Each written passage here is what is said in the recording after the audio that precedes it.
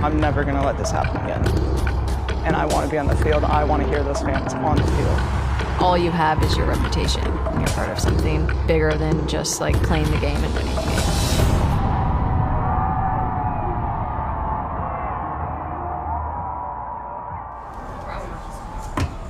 So I overheard a little bit. Yeah. It sounds like still bothering you today. Yeah. On your left side. 2015 was difficult at first just because I hadn't been like in many camps, and then I got injured right before, a few camps before the World Cup. So like I had no idea like if I was even in the picture.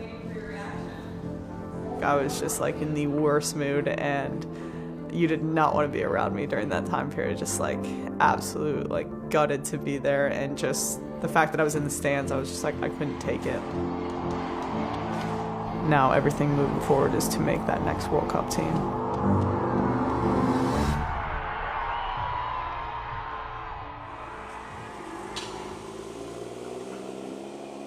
As an aging player, you get to a certain age where like you either change or you just get old fast. So I was at that point, and then that also was like compounded with like this kneeling. It was a very hot button issue at the time. If I want people to stand up for my rights, like I have to do that, and people should do that. I just feel like I had to like double down on everything I believed in. Off the field, on the field, myself, like who am I gonna be? And I just knew that like if I was gonna like come back from it all, I had to be so undeniable.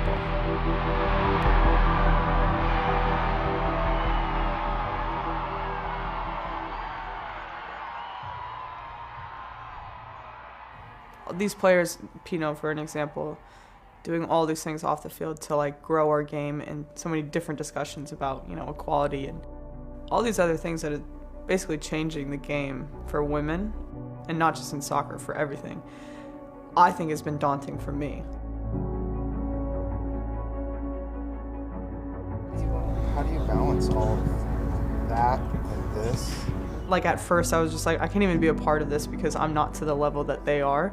And it's been like this learning course for me where I'm like, well, actually I am. I'm a part of this team. I'm a member of this team. And I, can now influence young girls as well, and influence the game, and help these players that have already brought it to, perspective for people, and made it a known thing. How you doing? Wow. Good. Hey, Alice. How you? Good.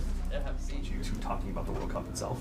Okay. Because you've been asked like 10,000 questions about the World Cup at this point. So you both turned pro really early, had to go live in another country really early. Yeah. The lowest part of my career was probably when I was at PSG.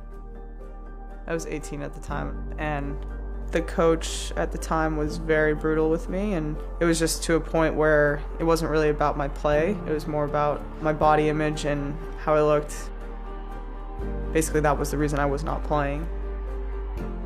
I proved him wrong, and I was starting in 3 or 4 weeks after that. I haven't spoken openly about that in a long time, but our voice matters, and we can influence so much now. The younger kids now have so much opportunity, like there's just so much more available to them. I feel like their influence is going to be so much bigger than ours.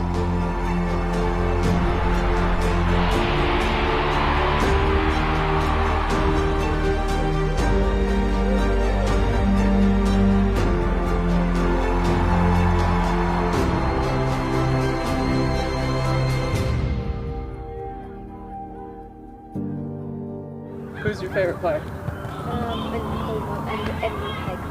The girls, yeah. Aww. Heck yeah. Men's Ronaldo. Ronaldo? You just upset her so much. Do you like Messi? Yeah, I'm a Messi fan.